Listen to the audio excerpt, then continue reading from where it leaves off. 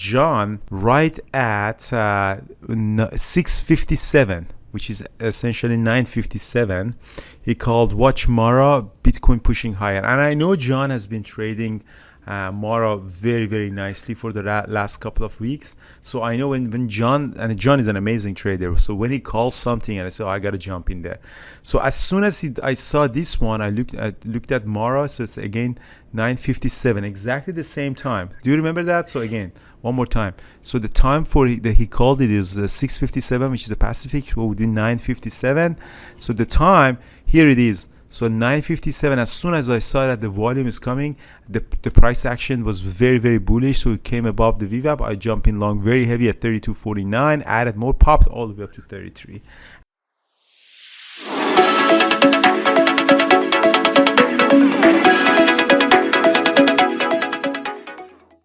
All right, guys, good morning, everybody. It's 2021 all over again. Bitcoin is at $62,000. Crazy. Don't ask me why. People, I don't know, the financial market and conditions seems that they're getting, better and better. So the market is amazing. The liquidity is good, even though the Feds haven't really started easing the financial market. But what you're seeing here is the money is flowing into the assets that's like Dogecoin or crypto that are more speculative assets. So Bitcoin is back to an all-time high.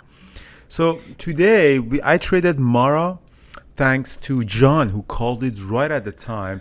VKTX, also really good trade based on trading terminal scanner. As soon as it hit that, I just jump in. The time is exactly is there, and turned out to be a really, really amazing day for me.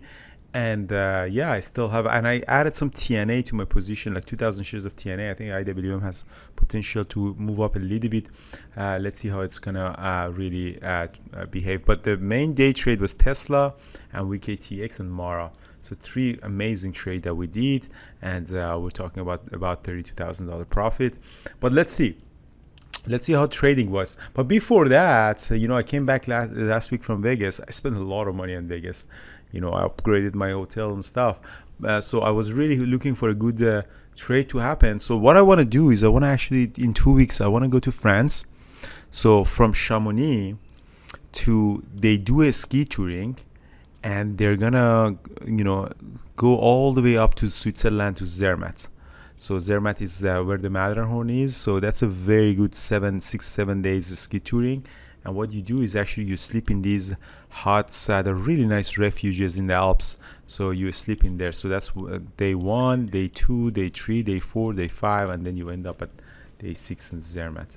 So that's the one that I want to do. So it's actually ski touring, so ski mountaineering. So you actually have to set up your skis like this and go through, this area. It's really beautiful. I always wanted to do that, so I decided to finally do that. So it's beautiful. You go through the Alps, and this is the perfect time of the year to do that. So I'm gonna go March 13th for 1 week, and then come back and get ready for a Vancouver meetup, which is going to be an amazing event on the Vancouver meetup. But let's go through the trades. So let's go through the Mara first. So the reason that I traded Mara, let me actually bring my screenshot. John right at 657, which is essentially 957.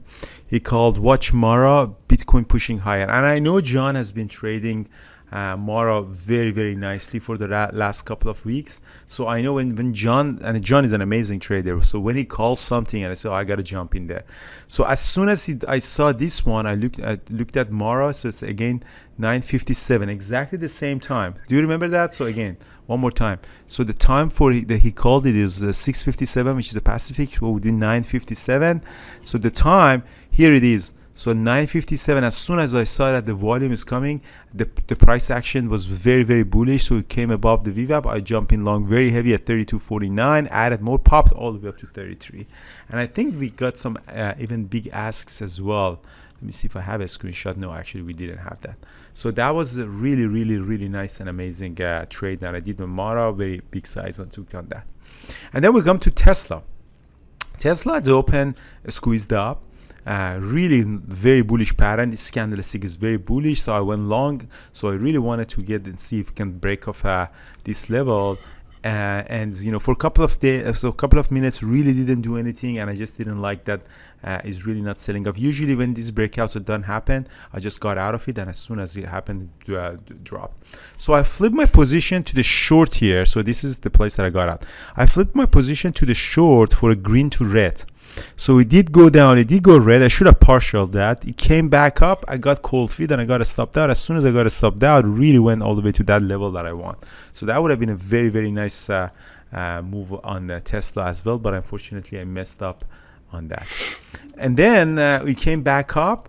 Paris and I took the exact same trade. Again, it really squeezed up above the VWAP. The blue line is the VWAP. I went long heavy, partial, and at the pullback I added and more partial, and I'm still in there 2,000 shares. And this is just an amazing trade that I did. The last one, this was the trade that I made most of my money on that.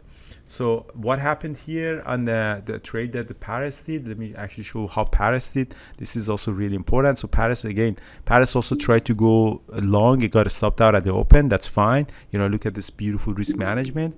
He came here, but long. He actually went a little bit better than me because his entry is at 2060. My first entry was at 2080, and then partial. That what he couldn't do is add to his position. Usually he needs a moving pullbacks to the moving average of 20 moving average, and as you see, he never got that. He usually comes down here. He never got that. I added kind of in the consolidation, and it seems that he has an order for 204 to get to 204, and I think he's going to get that. So that means that I'm a better trader than Paris. So that's a perfect example of that. I'm just kidding. But also we have some other things on that as well. So for example, when when John called Morrow, one of the reasons that actually I took really, really heavy size on that, look at this huge ask that was showing up. This is a very big ask at 33. That's one of the reasons that I actually took that trade in very, very heavy size. When John called that, we actually see that.